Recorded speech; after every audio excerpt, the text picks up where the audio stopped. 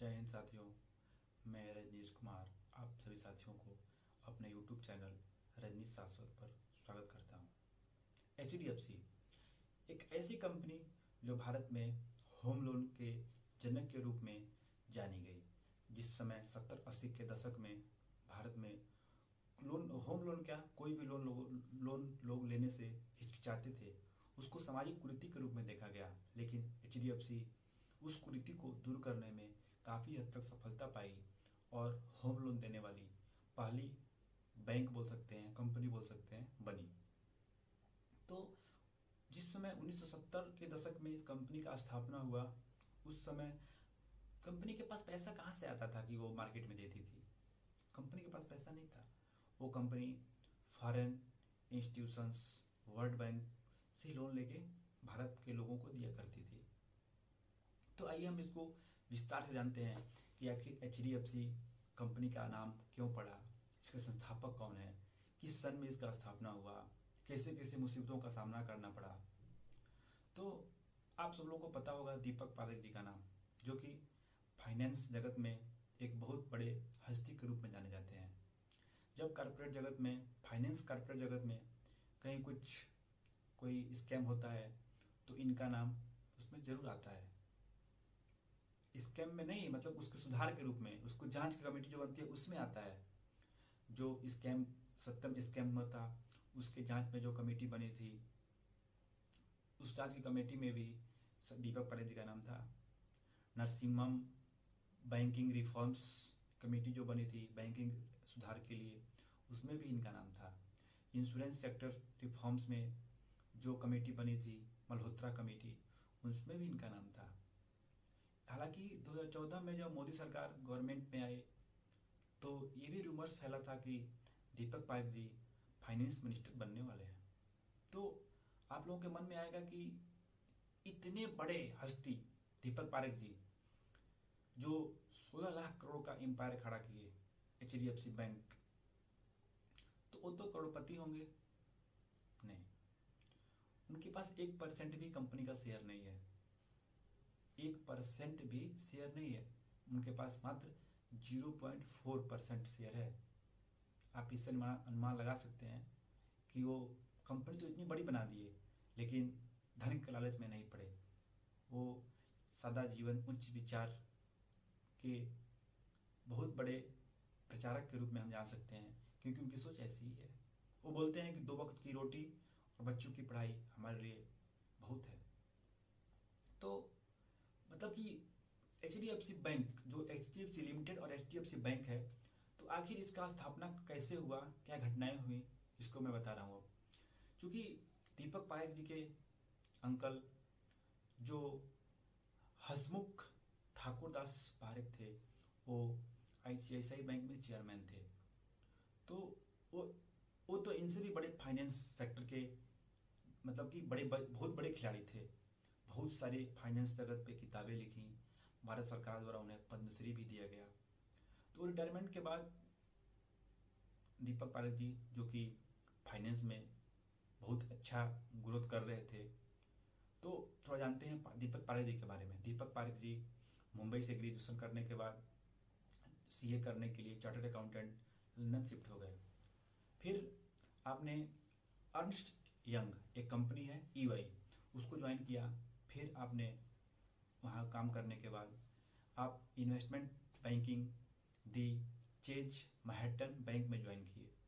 वहाँ US में मस्त लाइफ जी रहे थे, तो चाचा जी का फ़ोन आया कि क्या कर रहा है वहाँ पे, चल भारत में हम लोग अपना जीरो से कंपनी शुरू करते हैं।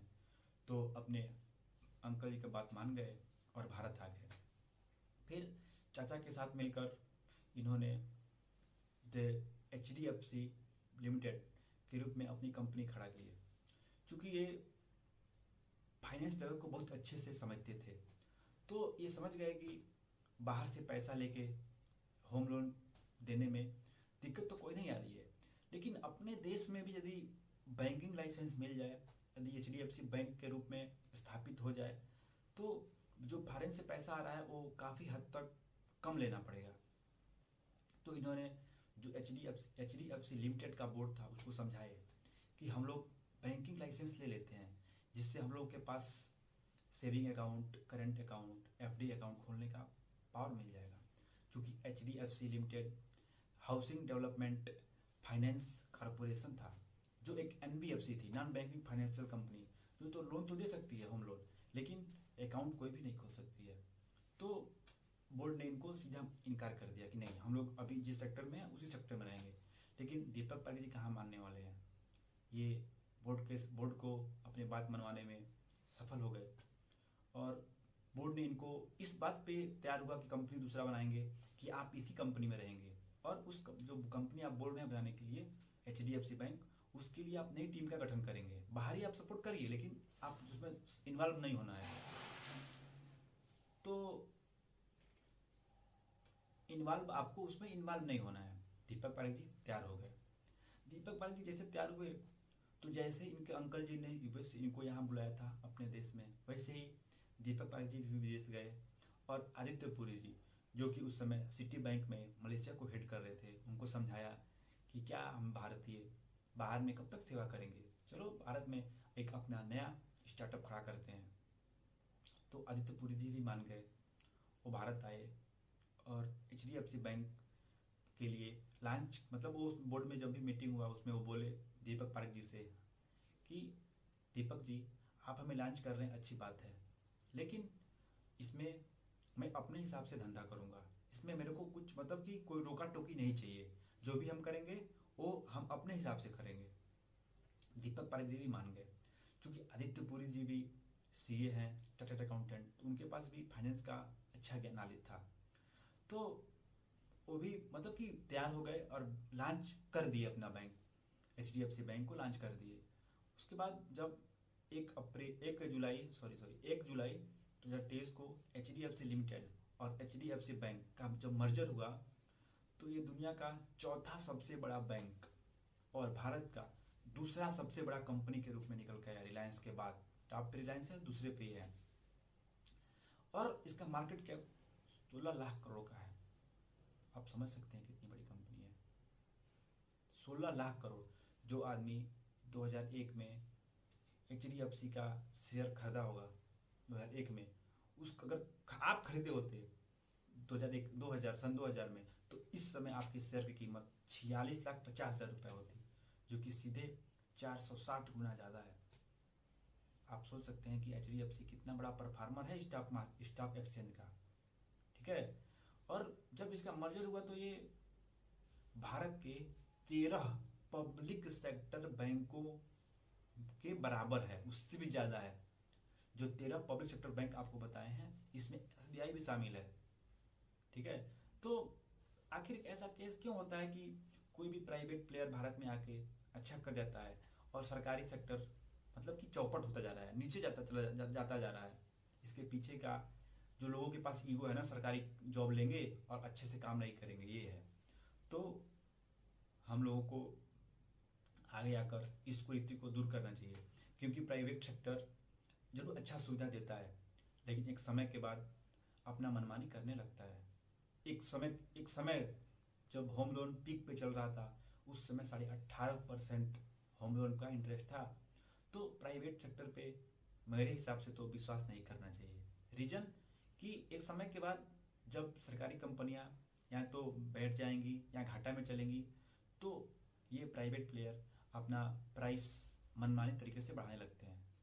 तो इस कुरीति को रोकने के लिए हम लोगों को पब्लिक सेक्टर को सपोर्ट करना चाहिए, लेकिन सुविधा तो वो लोग देते नहीं है, जिस कारण से HDFC एक बहुत अच्छा ग्रोथ की और करोड़ों भारतीयों का अकाउंट उसी में है, जो कि बड़े बड़े बिजनेसमैन हैं उसी से अपना ट्रांजेक्शन करते हैं।